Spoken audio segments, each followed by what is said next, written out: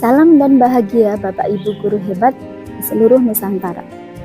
Perkenankan, saya Asgalita Arufa dari SDN 1 Mangkujayan Ponorogo mempersembahkan aksi nyata kami.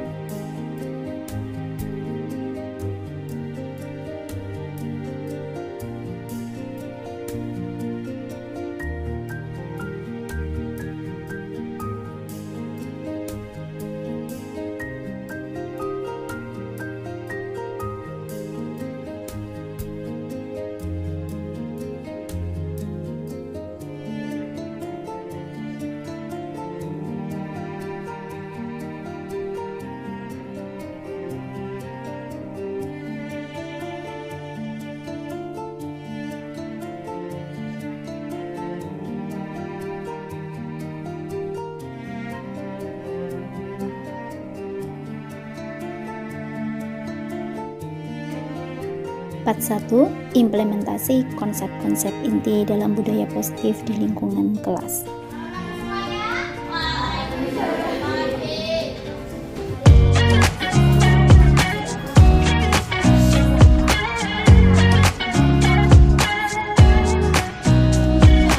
Nobody told me to settle down.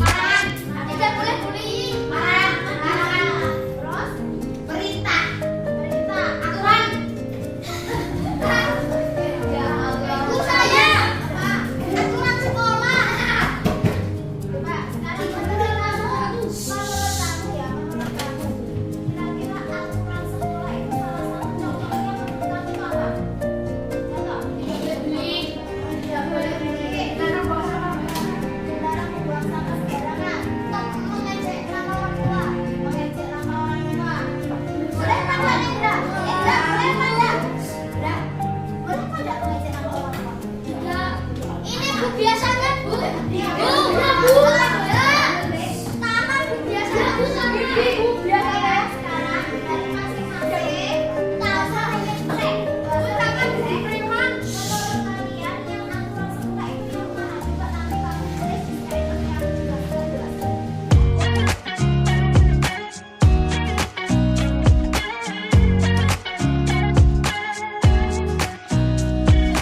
Nobody told me to settle down. aturan sekolah yang sudah salah nulis.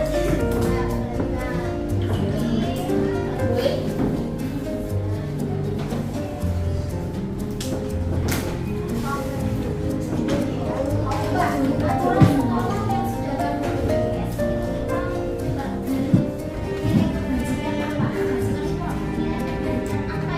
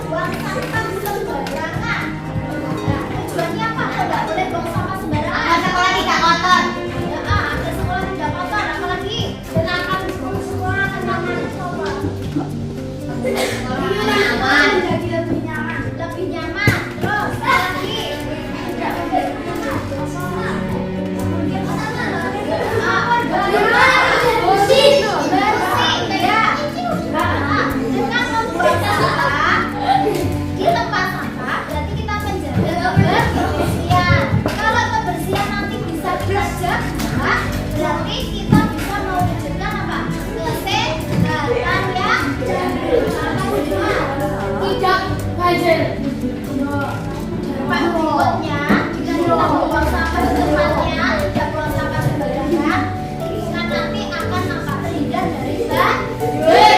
Nanti kalau hujan, sampah kamu buang di got, apa yang terjadi? Air meluap. Air nanti tersambar, meluap banjir. Ya, dari bodoh. Terus ini tidak boleh mengejek teman. Ayo, hitung nilai kebajikannya apa kira-kira? Kayaknya berapa juga? Agar teman tidak tersinggung. Tujuannya apa? Tujuannya apa? Kok kita tidak boleh? Karena tidak membuat dari teman sakit. Nah, agar tidak membuat dari teman sakit. Ada lagi? Ada lagi? Agar kita bisa mendapat. Ya, terus apa lagi? Jika kita tidak mengejek, berarti kita belajar apa?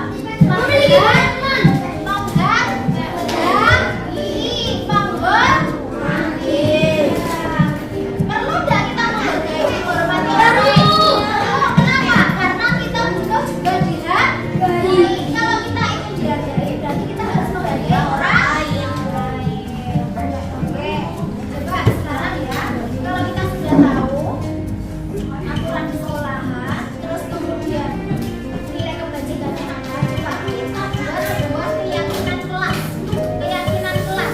Coba kamu buat satu kalimat aturan pakai kalimat positif. Misalnya ya, misal tadi tidak boleh mengejek teman. Berarti kira-kira kalimat positifnya apa? Ayo. Berangkat dari nilai kebajikan yang disampaikan Bu Asda tadi yang kita sepakati bersama boleh. Misalnya kan poinnya tidak boleh mengejek teman. Berarti kita harus apa? Menghargai atau menghormati teman. Ya. Berarti coba kita nanti buat keyakinan kelas. Di sini nanti kamu tulis keyakinan kelas yang akan kita sepakati bersama dan kita laksanakan bersama-sama. Ya, salah satunya tadi menghargai atau menghormati teman. Terus apa lagi? Ayo, tidak mengejek orang tua. Ya, yang pakai kata tidak mengejek itu kan masih kalimatnya negatif. Coba buat yang positif. Salah satu contohnya tadi loh ya, menghargai atau menghormati. Itu kan jadi kalimat positif. Contoh lagi. Kan kamu tadi bilang tidak boleh membuang sampah sembarangan, gitu. Jadi kalimat positifnya apa? Membuang sampah pada tempat sampah. Itu kan sudah jadi kalimat positif dong. Terus apa lagi? Tidak jika beda muka. Oke, coba bahasa kamu dan Bu Asda sekarang belajar membuat aturan atau kesepakatan atau keyakinan kelas. Ya, satu kalimat saja ya. Terus menggunakan kalimat positif. Hindari kata tidak. Misalnya tidak boleh terlambat. Berarti kalimat positifnya gimana? Nah, datang sekolah tepat waktu.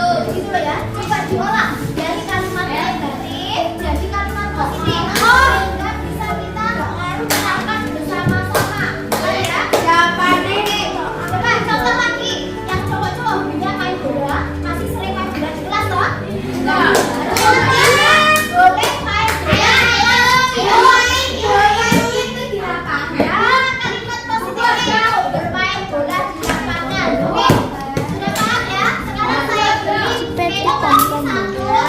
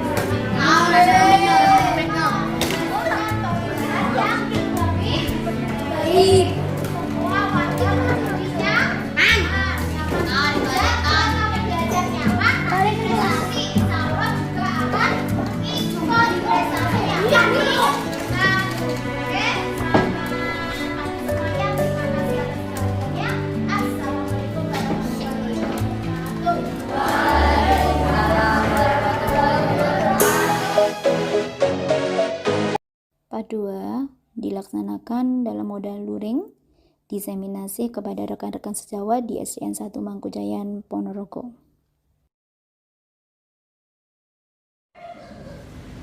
Bismillahirrahmanirrahim. Assalamualaikum warahmatullahi wabarakatuh.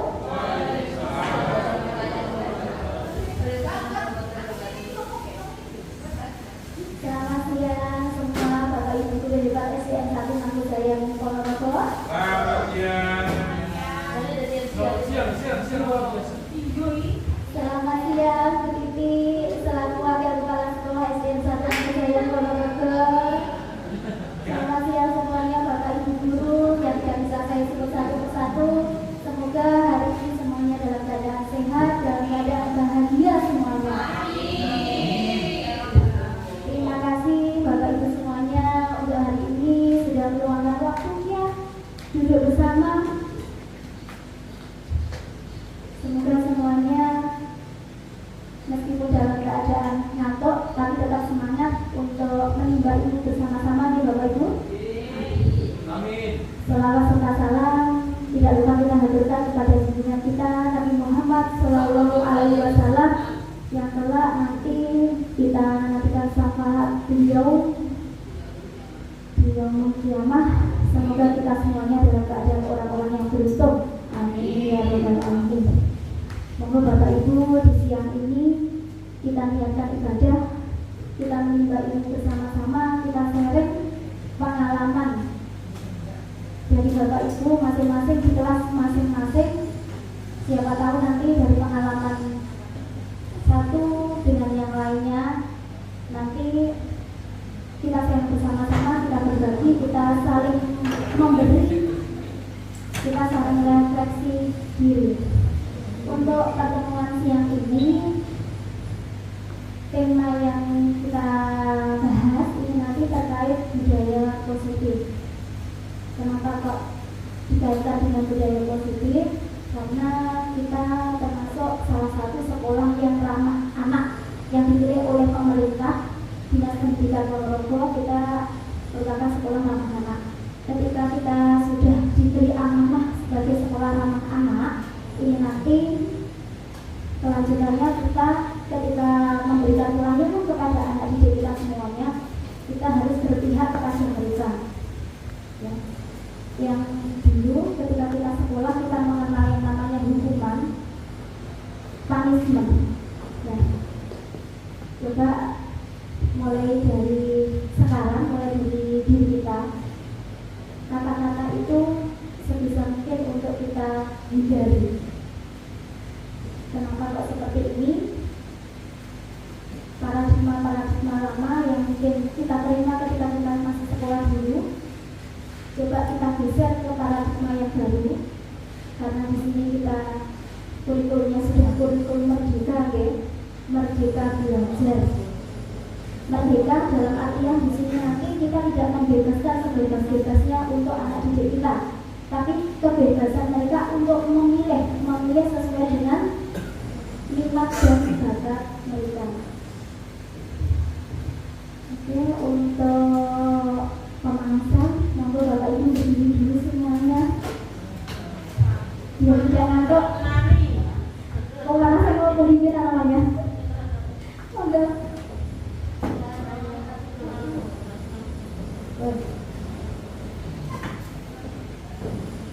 Ini mungkin ice breathing yang sudah lama tapi nggak apa-apa ya, kita praktekkan bersama-sama. Yang itu loh, ini Pak Pras ini yang jago ya, jago goyang ini. Itu loh, 1 ditambah 1 sama dengan 2. Nah, itu kan kita pakai nyanyian ya, tapi digabungkan sama gerakan. Ayo Belita, 1 badan kita 1 ya.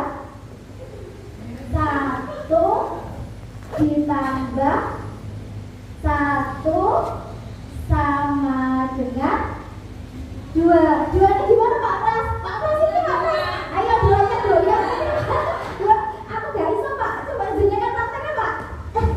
2-nya ini. Aku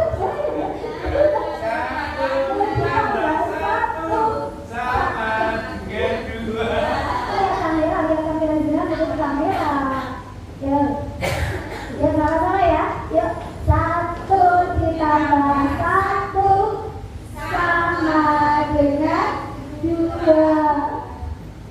2 ditambah 2 sama dengan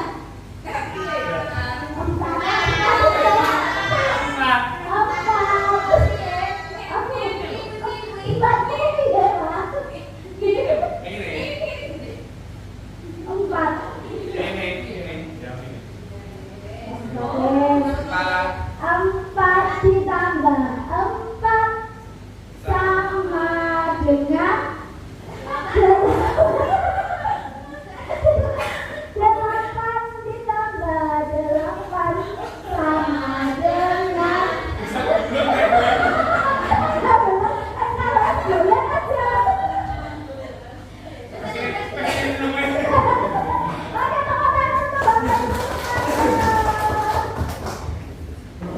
alhamdulillah. Campur sakit konsentrasi. Oke, bisa dimulai. Alhamdulillah. Ini sedikit berbagi ya Bapak Ibu. Kemarin dari hasil belajar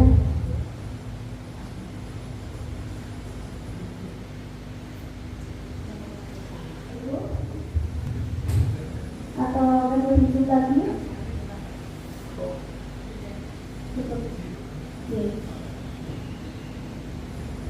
berkaitan dengan budaya emosional ya, kita perlu memaknai dulu makna kata disiplin di sini ya.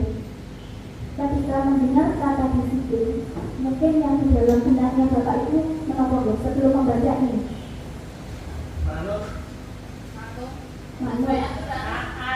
Saat coba. Nanti ini bukti otentiknya juga ditulis di sini ya. Monggo. Nanti ditempel di kertas ini biar mudah nangkuk. Oh, Bapak. Ini satu-satu. 1 bintang. 1 bintang. Menurut Bapak Ibu, kata disiplin yang ada di belakang dengan menopong. Panggilan serat teman itu Pak. Ya, cukup. Bilang, benar. Ya, cukup.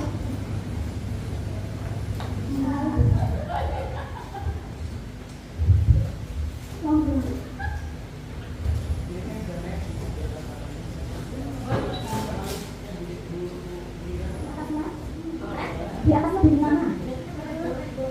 Nama panggilan kamu sama sama ada D, di bawah di tangan.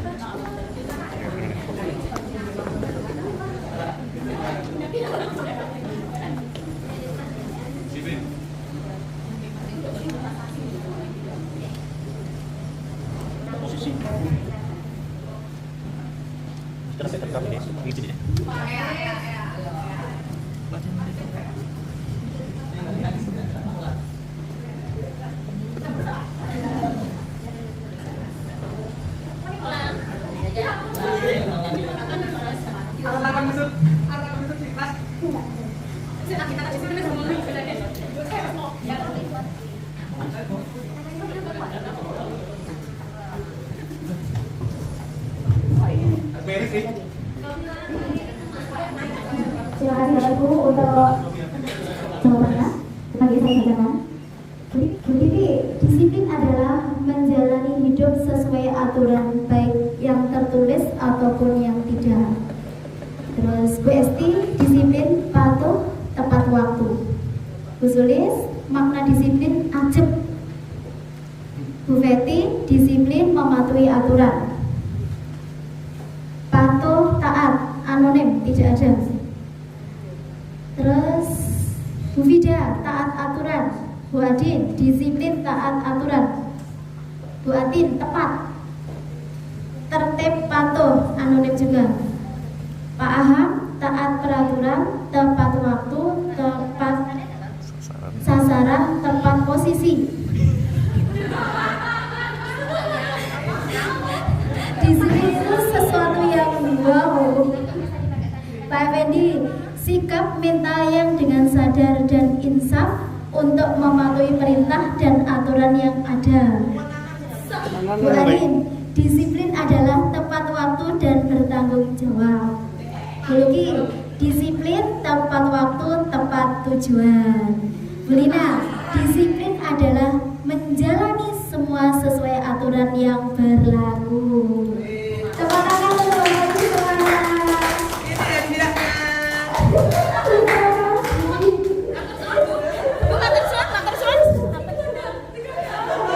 Padahal sing dikai aku lho mau kae.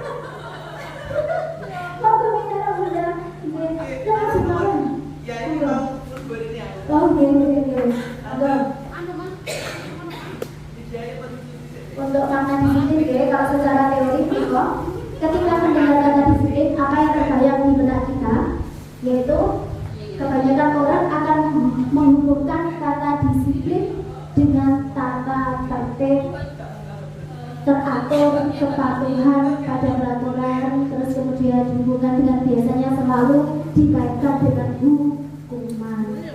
Padahal itu sungguh berbeda karena belajar tentang disiplin positif tidak seperti itu, Bapak Ibu. Jadi ketika kita ingin mendisiplinkan siswa kita, bukan berarti kita nanti arahnya ketika anak melanggar kedisiplinan itu harus dihukum, bukan. Itu adalah paradigma lama yang harus segera kita bisa kita hapus, kita rubah.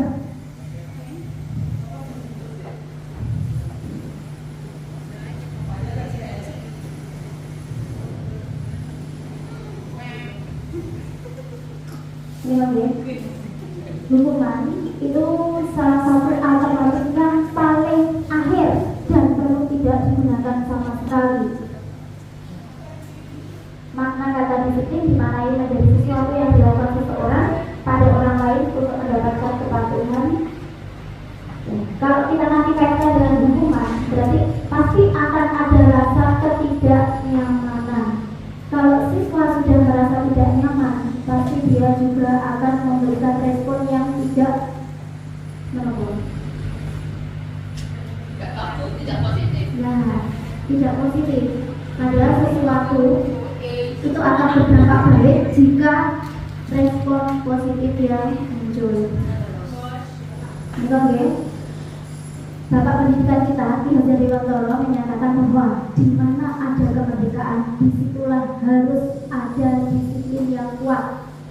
Sungguh pun disiplin itu bersifat self-disiplin, yaitu kita sendiri yang mewajibkan. Kita dengan sekeras-kerasnya, tetapi itu sama saja seperti jika kita tidak cakap melakukan self-disiplin, wajiblah penguasa lain mendisiplinkan diri kita. Dan peraturan demikian itulah harus ada di dalam suasana yang merdeka. Nah, adapun definisi kata merdeka yang awalnya sudah kami sampaikan, merdeka bukan berarti yang sebebas-bebasnya. Menurut Ki Hajar Dewantara, merdeka itu jarwonya atau jarwanya, Nora mau lepasin pamrih, ingin uga kuat kuasa aman diri priyonggo. Merdeka itu artinya tidak hanya terlepas dari perintah, akan tetapi juga cakap buat memerintah diri sendiri. Ini ya, ini sekilas makna disiplin. Terus nanti kaitannya apa dengan budaya positif? Macam dia ada aturan ya, ada aturan atau peraturan. Kira-kira aturan yang sudah kita laksanakan itu anak didik kita mengetahui makna dari aturan tersebut. Misalnya contoh. Ketika hari Senin itu kita mengadakan upacara hiburan. Terus kemudian anak-anak kita beri aturan wajib menggunakan seragam merah putih lengkap dengan atribut mulai dari topi, kaos kaki berwarna putih, Bertuliskan. sabuk, sepatu berwarna hitam. Dasi. Kira-kira anak didik kita dengan aturan tersebut itu memahami apa betul makna dari aturan yang ada, tujuan dari aturan itu.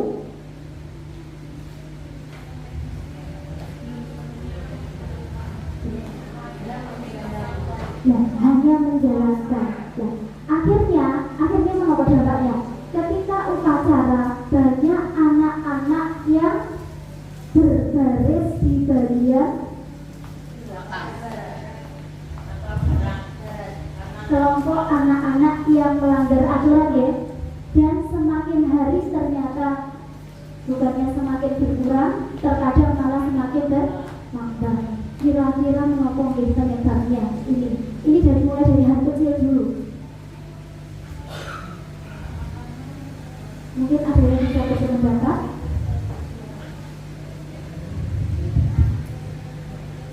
Ya, tidak saya saja yang pakai mic.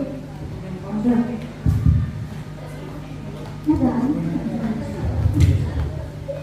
Bu Ari, mungkin ada yang masukan. Aku cepat belajar.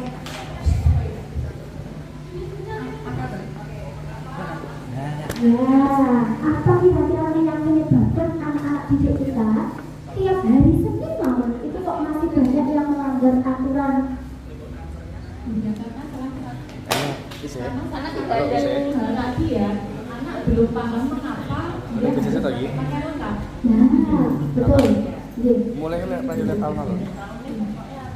Mungkin ada lagi monggo. Ini dari Bu Arin menyampaikan bahwa anak-anak sendiri belum paham kenapa mereka harus mematuhi aturan tersebut. Mungkin ada yang lain. Dan mengapa saya harus pakai seragam lengkap? Monggo, ada lagi yang bilang Pak Olang selaku pembina. Ada. Ini tidak nyampe Pak Olang, panjenengan sebenarnya cerita. Iya. Wah, senang. Oke. Ya, oke. Oke Pak Olang. Gimana Bu? Pertanyaan? Menurut panjenengan, analisa panjenengan, kira-kira anak-anak itu mengapa kok masih banyak yang melakukan pelanggaran? Mulai dari atribut saja dulu. Terima kasih bosnya selaku mentor ya, atau coach. Bisa mentor, bisa coach. Fasilitator Fasilitator. sharing. Terima kasih. Sebelumnya teman-teman yang kami hormati di kepala sekolah dan Bapak Ibu guru semuanya, tentunya penggunaan seragam di hari Senin itu adalah sesuatu hal yang wajib dan beserta atribut itu kan merupakan bagian yang harus dinikmati oleh semua siswa. Saya seringkali melihat bahwa siswa itu secara bergantian atributnya kadang lupa dengan berbagai macam alasan, kadang ketinggalan, kadang lupa, kadang hilang dan sebagainya. Menurut saya mereka secara saya pribadi itu ya, menurut saya pribadi, kenapa banyak siswa yang masih belum memakai atribut lengkap? Mungkin yang pertama adalah tentang kesadaran siswa, bahwa disiplin itu apa, mereka masih belum paham, belum paham semua. Selain kesadaran, yang kedua adalah mereka memakai atribut itu mungkin dianggap sebagai sebuah simbolis semata. Hanya sebuah simbolis sehingga mereka pikir ya ini hanya bisa digunakan untuk hari Senin. Menurut saya ada dua itu. Kenapa belum lengkap? Yang pertama kurang kesadaran, yang kedua masih dianggap hanya sebuah simbolis semata. Hanya sebuah simbolis semata. Itu saja Bu Asda selaku fasilitator. Terima kasih. Terima kasih Pak Olan atas pendapatnya. Mungkin ada lagi Bapak Ibu yang ingin mencurahkan hatinya hasil dari analisa pengamatan sehari-hari, kenapa kok anak didik kita kok masih seperti itu. Berarti mungkin Karena kan tadi di awal dibilang kalau tidak ada punishment ya, kamu kaitannya di situ. ya, terima kasih Bu Asda. Jadi mungkin kalau sepengamatan saya tidak jauh berbeda dengan Bu Arin dan Pak Olan. Cuma satu hal yang perlu kita balik, anak itu kan akan terus melakukan jika tidak ada hal yang membuat mereka jerah. Nah, kalau saya melihat untuk di hari Senin kan, aku besok gak lihat topi, paling cuma disuruh baris di sana, menghadap ke timur, baru dicatat, sudah seperti itu saja. Tidak ada hal yang bagaimana aku hari Senin besok harus semuanya saya pakai dengan lengkap. Nah, tidak ada hal yang membuat mereka itu mungkin takut ataupun jerah, akhirnya mengabaikan.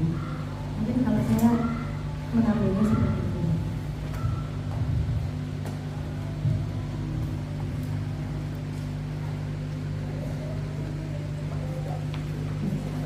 Terima kasih Bu Ari, Pak Olan, Bu SP semuanya.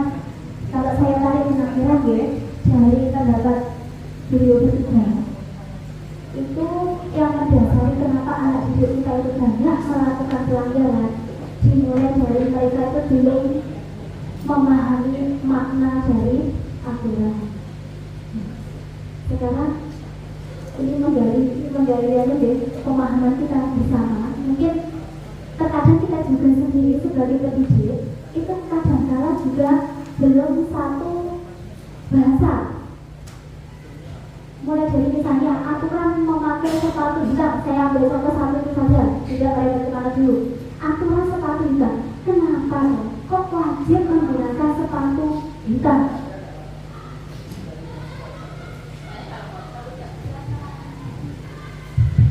Jadi Allah.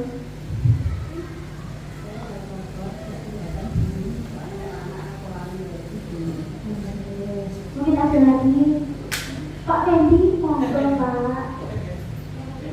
Saya pengen dengan suara Mas lagi dengan ngomong.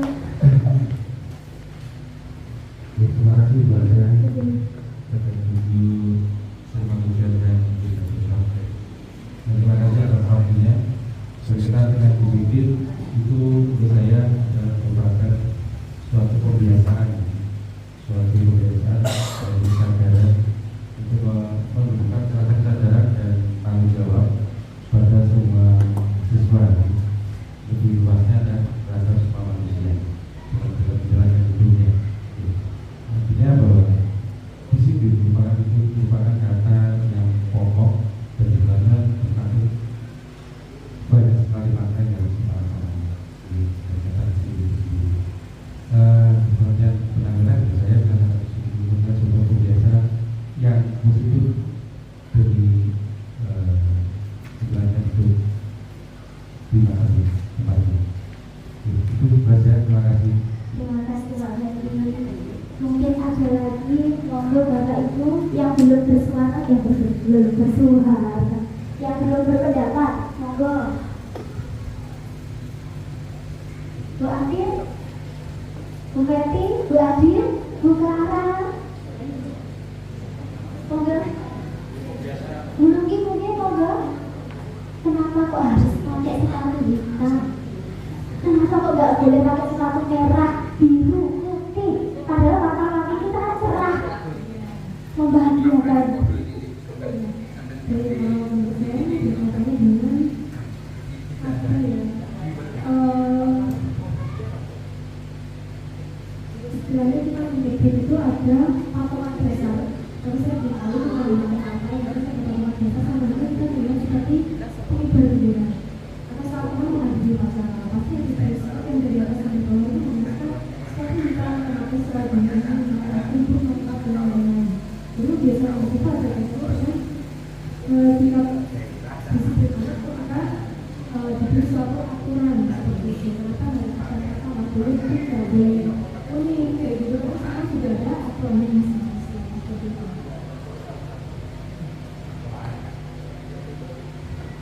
Kemudian nomor keasuhan, oh enggak, ya kenapa kok ada aturan kok harus sepatu hitam aturannya? Mungkin tak jelas. Ada kan undang-undang yang mewajibkan memunculkan? Kenapa aturannya harus hitam? Yaitu karena hitam itu kan warnanya netral, bukan untuk segala seragam atasan apapun, dan supaya seragam tidak ada kecemburuan terus ya Ya, ini yang menimbulkan tak suami. Ternyata dibalik kenapa kok harus sepatu hitam. Ini saya menarik benang dari pendapatnya Pak Mensi dengan Kak Suhan. Nanti kalau misalnya tidak sependapat, monggo nggih. Agar kita nanti bisa satu bahasa ke anak-anak. Ya apa kok Bu, kok harus pakai sepatu hitam? Kok enggak boleh nganggo sepatu? Merah. Oh, ini yang suka sekali Linda. Kenapa kok enggak boleh? Padahal warna-warna itu kan cerah, bisa membahagiakan hati. Nah, ternyata kita kembali sekolah dasar terutama itu kan fondasi kita dalam pembentukan karakter, ya. Kembalinya ke karakter. Nah, karakter dari mulai dari sepatu hitam itu kan bisa kita gunakan untuk membentuk karakter. Karakter apa? Sederhana. Dari warna hitam itu kan tadi ada warna hitam itu kan netral semuanya. Kalau misalnya kita membuat matching-matchingan baju itu kan hitam bisa masuk semuanya, deh. Beda kalau kita milih warna merah yang nggak cocok dengan warna apa? Ya, ternyata warna yang paling netral itu adalah warna hitam yang menunjukkan kesederhanaan. Jadi semua kalangan bisa menggunakan warna hitam, kesederhanaan. Jadi kesederhanaan itu adalah salah satu nilai kebajikan.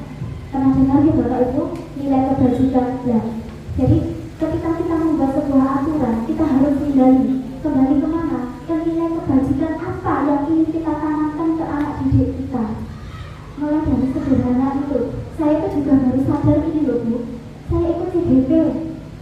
Dulu itu saya juga nggak sadar.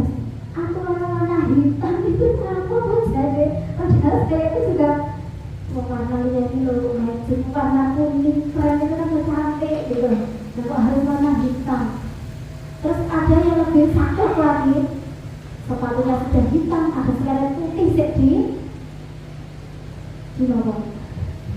Dianggap melanggar aturan gitu.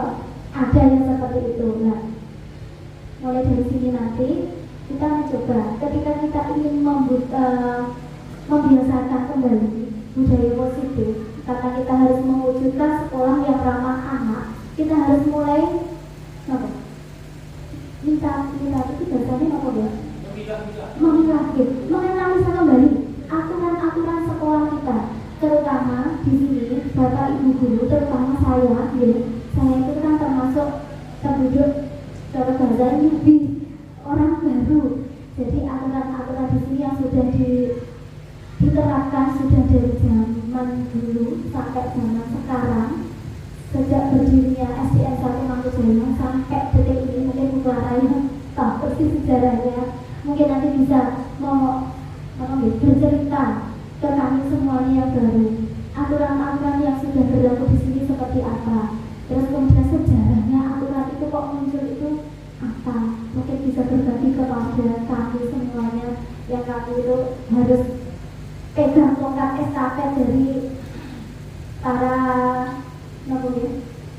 para senior yang sudah mengharumkan nama baik SDN 1 Mangkujoyo, karena kita harus mempertahankan nama baik itu. Itu Bu Clara. Jadi kami berharap panjenengan nanti bisa berbagi dengan kami itu. Nah, dari aturan kembali lagi ya, dari aturan itu. Jadi kita mencoba nanti PR kita ke depan di tahun ajaran baru, kita mencoba nanti menganalisa kembali aturan-aturan dari sekolah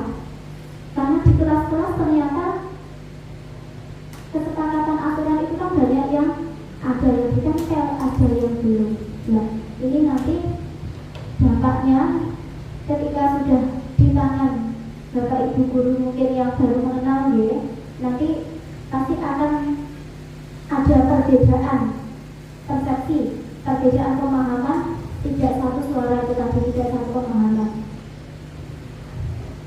Ya, ini sudah masuk lagi dong kelihatannya.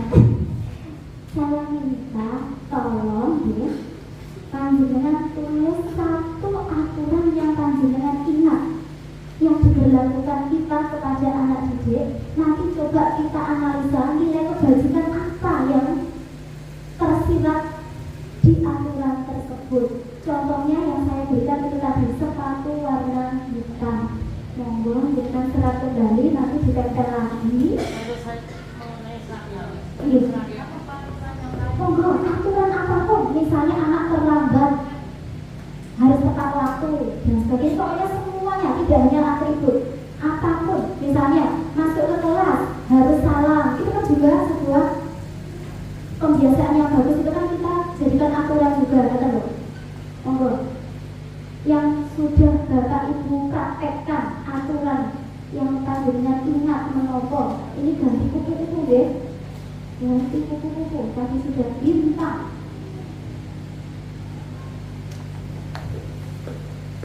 Sekaligus nanti menurut Bapak Ibu itu nilai kebajikannya apa?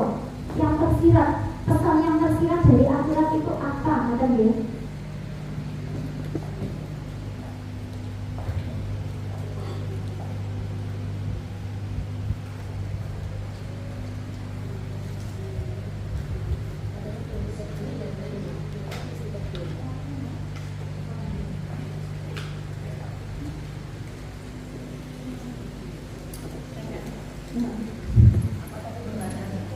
Panjenengan setelah satu aturan yang diberlakukan di sekolah kita, terus kemudian nilai kebajikan dari aturan itu apa?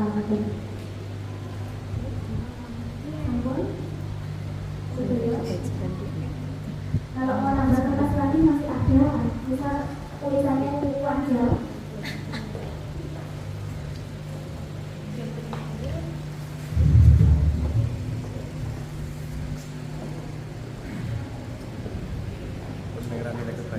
Aturan yang tidak tertulis dulu, aturan yang tertulis dulu. Karena ini nanti arah kita untuk menganalisa aturan yang berlaku di kita, terus nanti kita kembalikannya mengapa.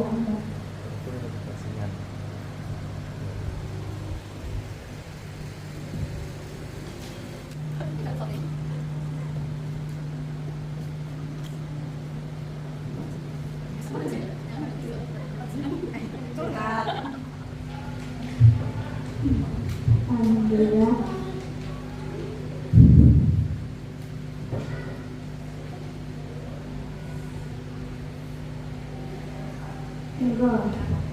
Coba kita share bersama ya. Masuk dan keluar kelas wajib salam. Jika keluar izin. Kira-kira nilai kebajikannya mengapa Bu? Kok anak itu harus izin? Melatih sopan santun. Iya, benar. Iya, berarti kan itu masuk ke pembiayaan karakter ya, karakter ya, masuk. Terus kemudian aturan tertulis datang tepat waktu. Disiplin. Aturan tidak tertulis menyapa salaman dengan Bapak Ibu guru. Berarti ini ada 2 poin ya. Datang tepat waktu. Datang tepat waktu itu berarti nilai kebajikannya menapa tadi? Disiplin, guys. Kalau menyapa salam dengan Bapak Ibu guru, menghormati dan menghargai orang lain, guys. Terus kemudian tidak boleh bicara kotor. Sopan santun.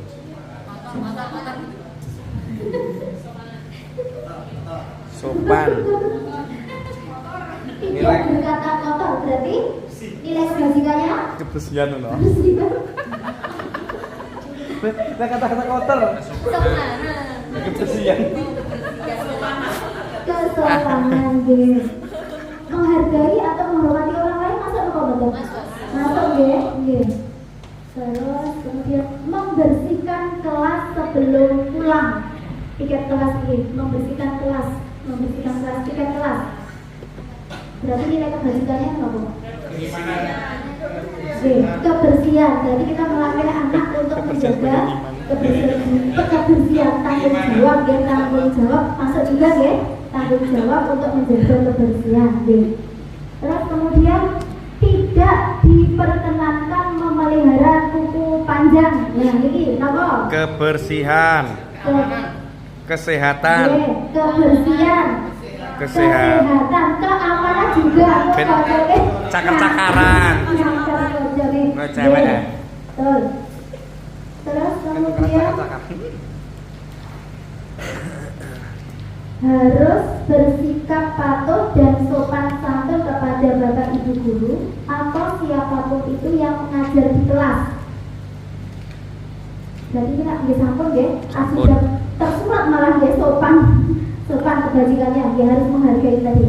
Terus membuang sampah pada tempat sampah. Tanggung jawab masuk juga ya. Menggunakan dosa promo saat izin keluar kelas.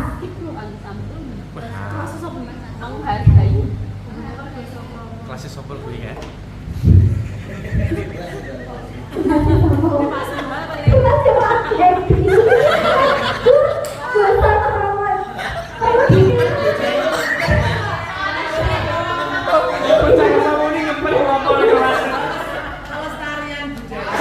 Pelestarian budaya sesuai dengan program kita Pak Ferry, meskipun tidak hari Jumat juga mendukung program kita untuk Javanis Day, Java hari Jumat itu hari apa?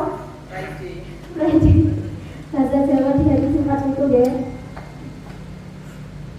Semangat selalu untuk berolahraga. Konsistensi dan kesehatan. Konsistensi dan apa Pak? Konsistensi dan kesehatan. Oh, kesehatan.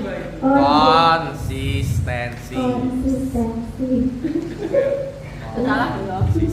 Mengucapkan kata permisi atau nuwun sewu dengan sedikit menundukkan badan ketika lewat di depan guru. Sopan santun.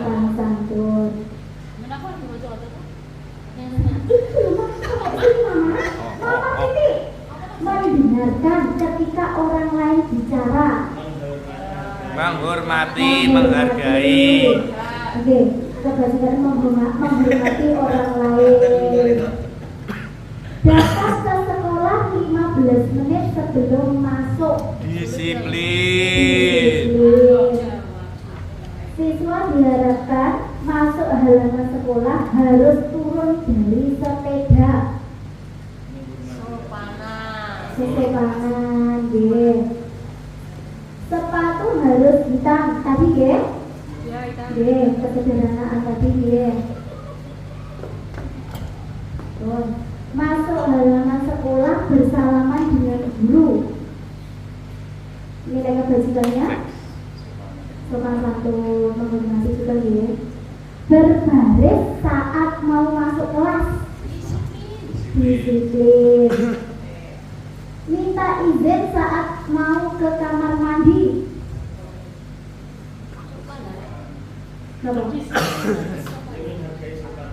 Sopan menghargai juga memberi salam saat masuk kelas sudah tadi. Alhamdulillah, alamin. Nah, ini nanti PR kita ke depan, kita mencoba menganalisa aturan yang sudah ada di sekolah kita. Kita mencoba nanti membuat layout kembali Pak Ferry, kita bersama-sama saling membantu. Nanti kita membuat layout kembali, terus kemudian nanti kita perbarui lagi yang ada di tiap-tiap kelas. Jadi nanti semua Bapak Ibu guru jadi bisa satu bahasa ke anak-anak aturan yang diberlakukan di SDN 1 Mangku saya untuk mewujudkan visi misi dari SDN 1 Mangkunegaran. Nah, kemudian ketika anak didik kita melanggar, tidak melakukan aturan, biasanya kita bagaimana? Respon kita,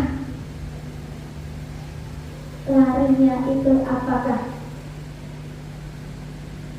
selalu ke tadi hukuman, atau mungkin ada bahasa lain, menasihati, kesepakatan.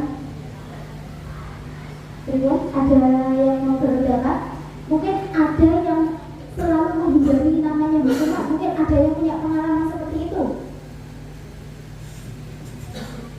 Wadah konsekuensi, berarti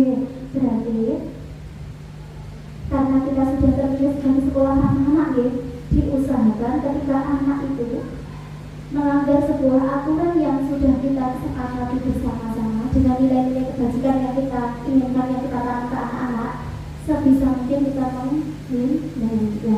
Ini ada ilmu yang saya sendiri juga baru sadar dari guru, bukan semangat, tapi seperti berundung ini dari guru, bukan aku kan. Nah, ternyata ada aturan yang bagaimana? Karena visi ya itu kan harus berpihak pada anak. Ketika kita sudah dikit-dikit hukuman, anak pasti akan tidak nyaman. Ketika anak sudah tidak nyaman, mereka pasti sekolah pun juga tidak bersemangat. Kalau sudah tidak bersemangat, apakah bisa berprestasi? Tidak. Itu ternyata di sini langkah-langkah ketika kita membuat aturan, apakah kita, terutama saya sendiri refleksi, aturan yang di kelas terutama di kelas, itu kan kita biasanya di awal ajaran baru kan kita membuat kesepakatan Nah, kesepakatan itu ketika kita ingin membuat kesepakatan kepada dengan kelas, itu apakah kita sudah memulainya dari nilai-nilai kebajikan yang kita inginkan tertanam ke anak-anak atau belum? Itu yang harus kita refleksi. Kalau sudah, berarti apa yang dilakukan Bapak Ibu guru semuanya sudah sesuai dengan yang diharapkan dari dunia pendidikan kita untuk menanamkan atau membentuk karakter siswa. Jadi ketika anak nanti sudah melakukan sebuah aturan itu dengan tahu maknanya, insya Allah nanti pelanggaran akan berkurang karena dia tahu. Seperti contohnya, kenapa kok kita harus makan? Karena untuk hidup. Nah, karena badan kita membutuhkan untuk menghasilkan energi. Kita tahu kepentingan makan, jadi kita pasti akan makan. Kalau kita tidak tahu makan itu di biopo, pasti kita akan melanggar, terus rasa makan gitu loh. Nah, maunya nanti anak didik kita seperti itu. Anak didik kita melakukan sebuah aturan yang nanti akan mendisiplinkan, dan pada akhirnya budaya positif itu akan tercipta di sekolah kita. Itu berangkatnya dari faktor intrinsik anak, dari dalam anak, bukan dari ekstrinsik. Karena kalau dari luar itu biasanya tidak bertahan lama. Ketika diingatkan, ingat, tapi nanti ketika kita tidak ada, lupa, mereka masih melanggar. Tapi kalau munculnya itu dari dalam diri kita, tanpa ada pengawasan pun mereka pasti akan melakukan nilai kebaikan itu. Macam ini Bapak Ibu. Dan terus kemudian ketika kita diminta untuk menghindari hukuman, apa yang kita lakukan? Bapak Ibu sudah mendengar namanya restitusi? Baru dengar.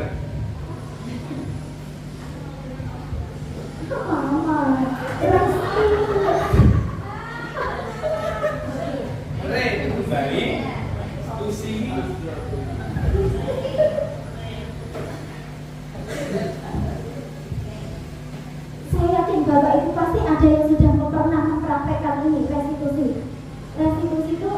sebuah apa?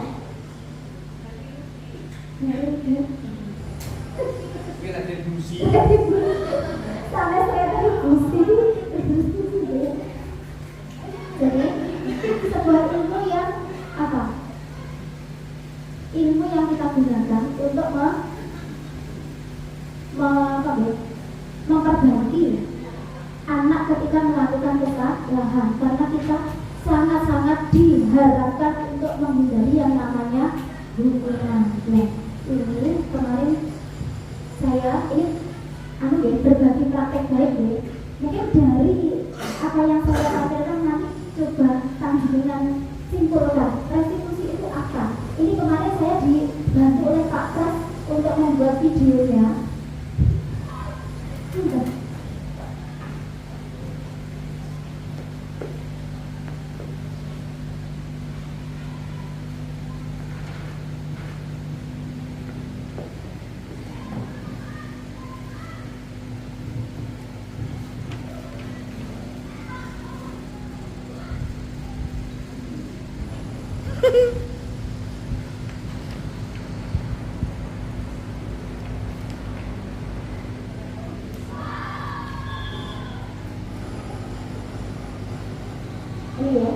Ini kalau secara narasi ini ada cerita, tapi kalau membaca narasi kurang menarik deh. Langsung mawon ke ini. Suaranya kok tidak kedengar deh.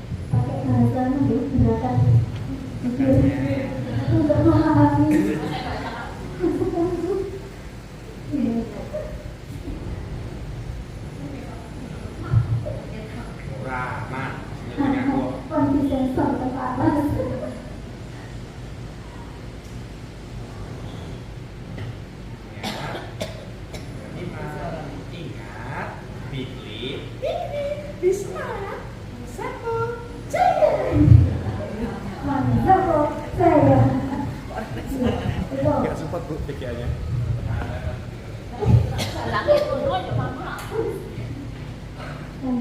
Ini adalah salah satu short video yang dibantu oleh Pak Pras menceritakan tentang bapak-bapak ini. Anak didik kita, gambaran anak didik kita itu membuang sampah sembarangan. Ini melanggar aturan atau bukan?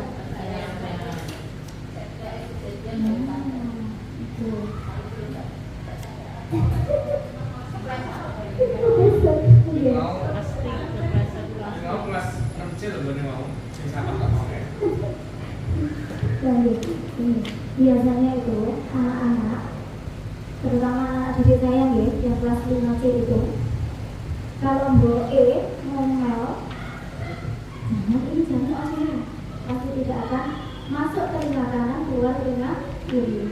Tapi ketika saya membuat tampilan seperti ini, ternyata sedikit menggerakkan hati mereka. Oh alah, ternyata buang sampah sembarangan itu salah satu efeknya seperti ini. Nah, kaitannya dengan restitusi tadi nih Bapak Ibu. Nah, ketika anak didik kita melanggar aturan seperti ini, bukan berarti kita harus langsung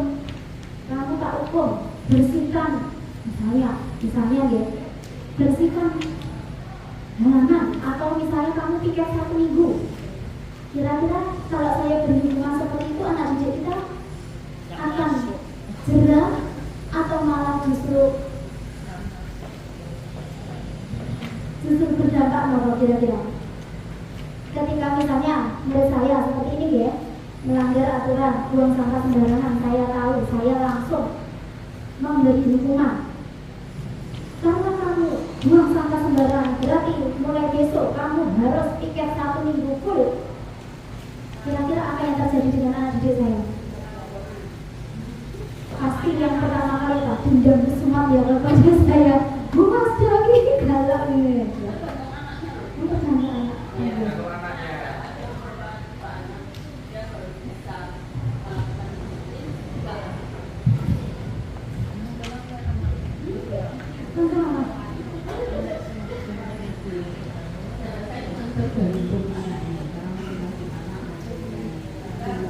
Kepribadian atau watak tersendiri.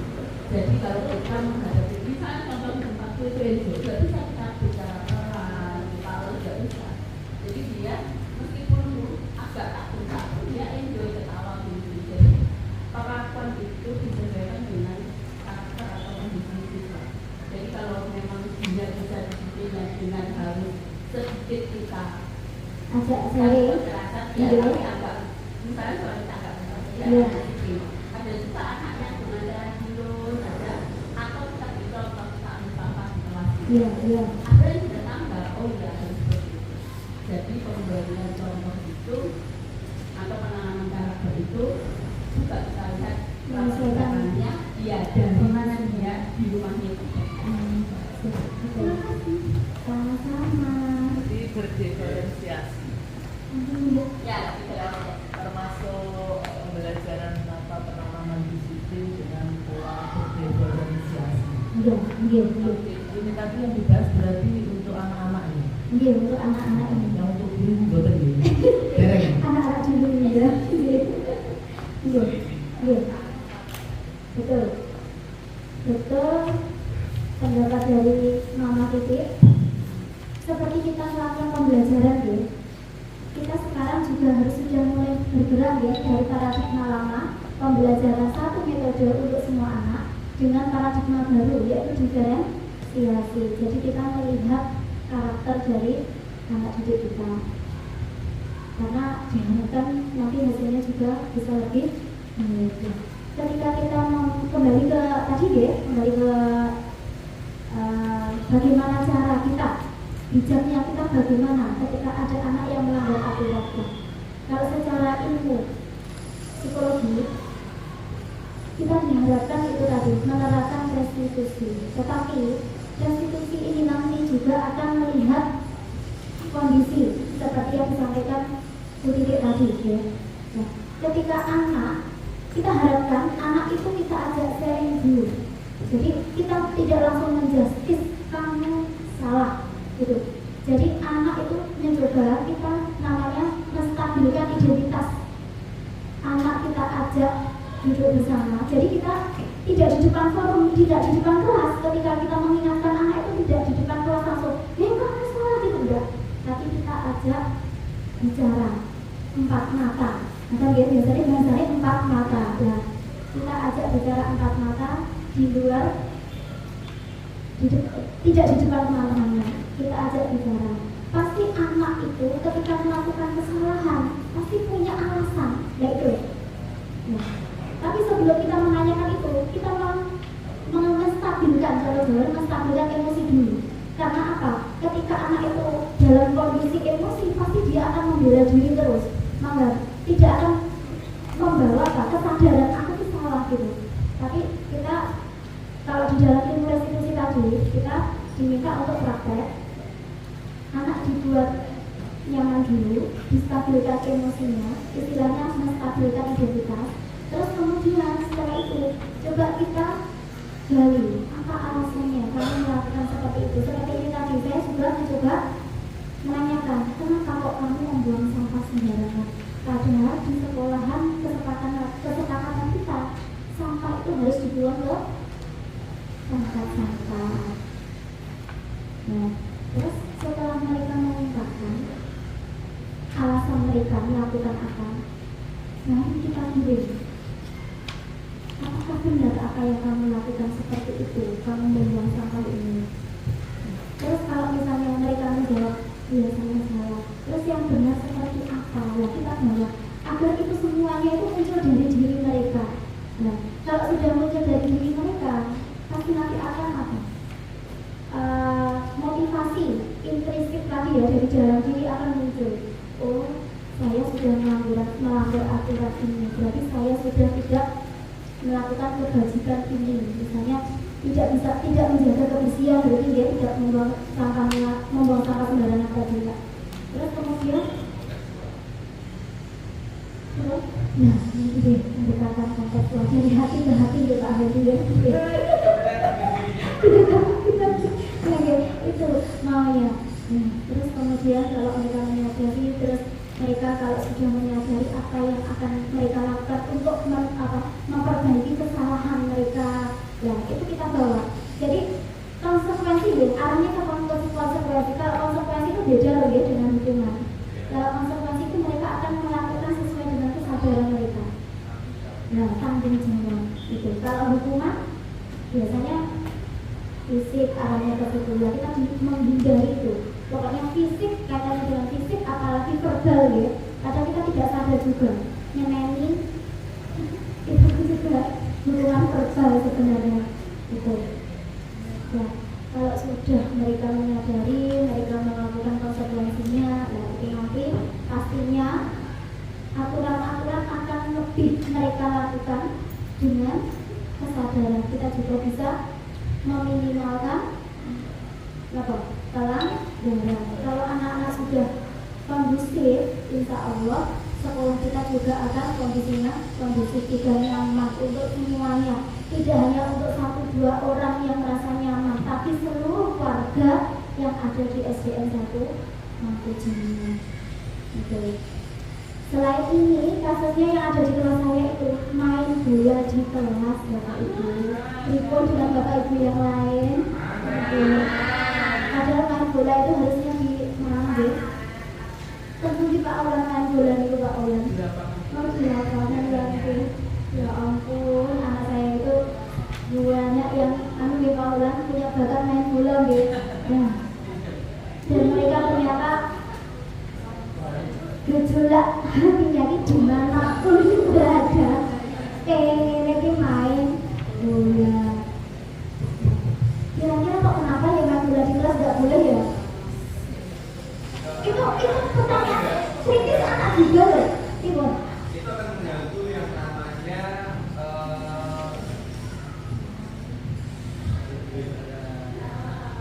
merusak barang yang lain. Jadi tadi tentunya bisa menyebabkan mungkin terjadi sesuatu di kelas. Karena betul. Yang namanya kelas itu kan banyak yang namanya barang atau benda-benda kumpul yang tentunya itu bisa membahayakan. Kalau di kelas saya itu benar aja. Atau bisa kaca seperti itu. Dan kemudian terburuknya itu nanti bisa kalau bermain bola bisa terkena proyektor. Oh iya betul. 15 juta. Apalagi anak saya juga hobinya kan bawa gambar anak-anak ya. Betul sih kan dulu sama itu. Dan kena bola dia tas akhirnya ya kemana-mana. Ternyata banyak meribukan. Untuk penanganan itu ya kalau dari saya itu alangkah baiknya jika itu berkelanjutan. Dalam arti jangan hanya di kelas ini saja, nanti ketika naik tidak ada kelanjutannya. Nah itu nanti akan memberikan celah untuk anak aku enggak guru ini kuenak ini sahabat bla. Nah itu akan kembali lagi. Anak akan kembali lagi seperti semula. Nah jadi seperti itu. Jadi alangkah baiknya kita juga sebagai pendidik kita juga berkolaborasi. Nah, betul apa yang dikatakan ibu kepala sekolah, kita harus berkolaborasi, bisa satu jenjang atau beda jenjang untuk memastikan karakter anak didik yang kita bina nanti seperti apa.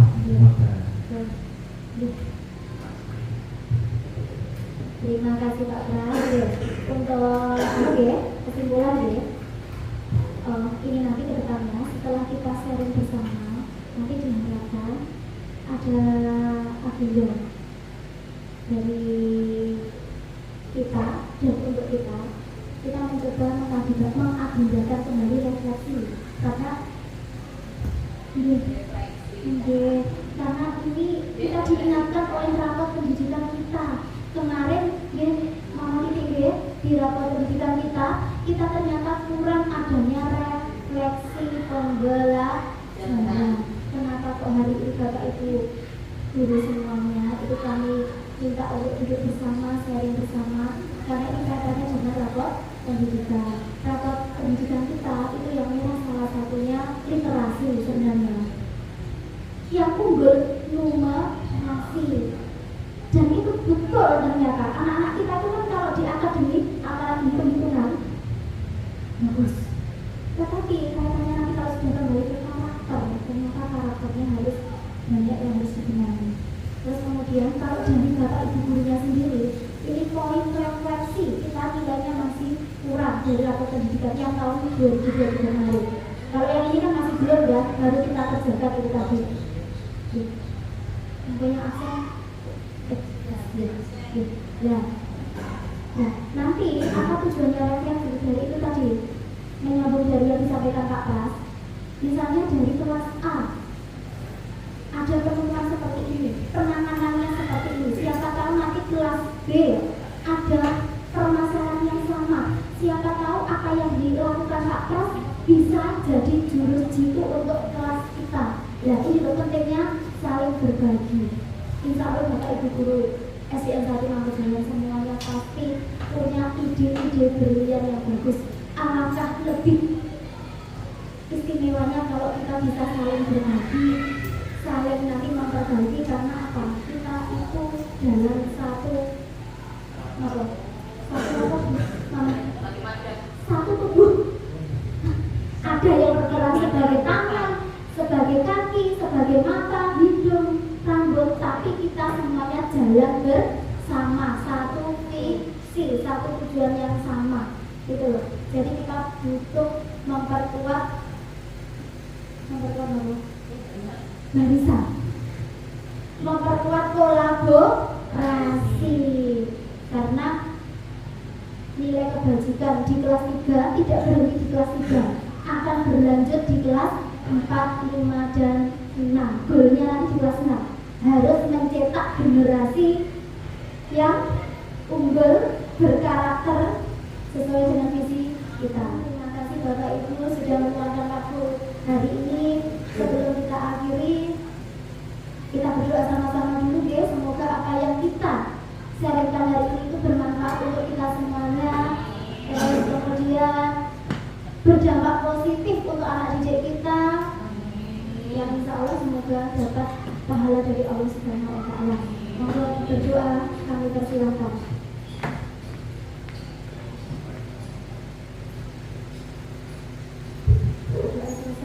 Terima kasih Bapak Ibu sekalian.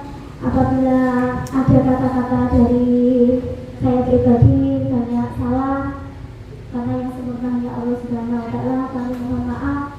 Wabillahi taufiq wal hidayah. Wassalamualaikum warahmatullahi wabarakatuh.